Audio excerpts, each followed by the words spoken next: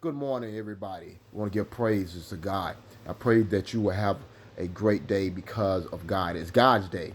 If you actually think about this, often a lot of times we look at ourselves and we think about things that we have done, the ways that we've messed up, ways that we've caused problems, and we dictate the day based on our issues, based on how we're feeling. I want you to think of it like this, however. Think of it as this is God's day. He's the one that's created it. He's the creator of time.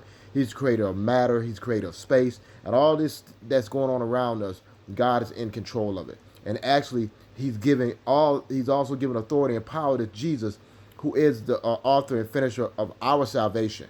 So whenever you're having a bad day, think about it that this is God's day. No matter what goes on, no matter what happens. Pastor Jerome Gay actually said it best when he said that we often say me plus God, that equals our peace, our joy, our happiness. No, if we turn around and actually say God minus our own pain, desires, and everything else, we will actually find our joy. We'll find our purpose and our plan.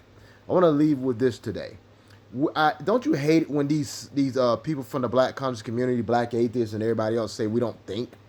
Don't you hate it when they turn around and say that we're not intelligent, we're not smart, that they turn around and call us stupid and everything else? Doesn't that grab your car? And we understand it, that they're going to just go ahead and try to, when they don't have anything left to say, this is where you come in with the provoking and ad hominems and stuff. And it's laughable when I hear these guys consistently talk about that they're the victims. We're coming after them. That's not the case. Now, I will say this. Often you do have people posing as children of God that turn around and they're cursing and they're doing everything else, when in actuality, they're both in the same as kin. The black conscious community and these guys that say that they're Christian, but they never have been, and they're definitely not. You have those that are being deceived and are deceiving. But I want to say this to us. We do think. In fact, it took thinking, it took reasoning, it took logic. And here's the thing that's missing from the black conscious community. It took integrity. It took integrity for us to actually use our minds to realize that we needed salvation, we needed a Savior, and that we realized that through all the evidence that was presented to us, that it was the salvation of God through Jesus Christ that is going to change our lives.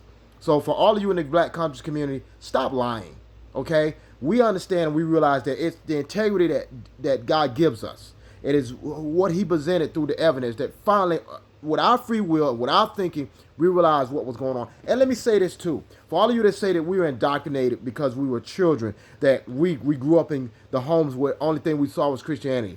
Thank God it happened.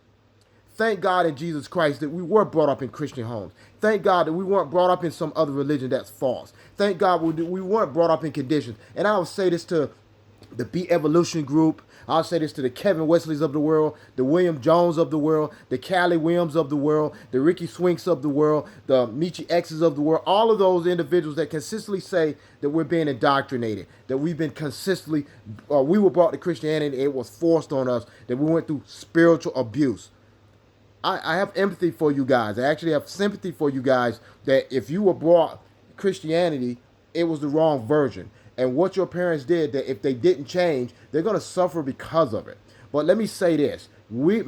Almost really all of us, well, let me change that back. Most of us were brought up in Christian homes. And maybe even then we didn't receive salvation, but because the seeds were planted, that later on when we were brought the gospel and it was brought at the right time, we were transformed. And God knew the time that when we need to be received that message so we would be transformed to who we really are. That we didn't have to play church like other people. I know plenty of people that played the pastor role or the youth pastor role or the deacon or the choir director role, but they were never Christians. They're still doing it. And people say, oh, those are what Christians do. No, those are what sinners like yourselves do. And I leave with this last thing.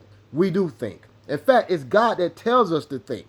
To not only think, but use integrity, empathy, sympathy, that most of you guys don't do. And I have proof of that. Philippians 4:8. Finally, brothers, whatever is true, whatever is honorable, whatever is just, whatever is pure, whatever is lovely, whatever is commendable, if there's any excellent, if there's anything worthy of praise, think. Think on these things. Think on these things. On those things that are true, on those things that deal with justice, those things that are commendable, those things that are beautiful. So for all of you that think that we don't think again.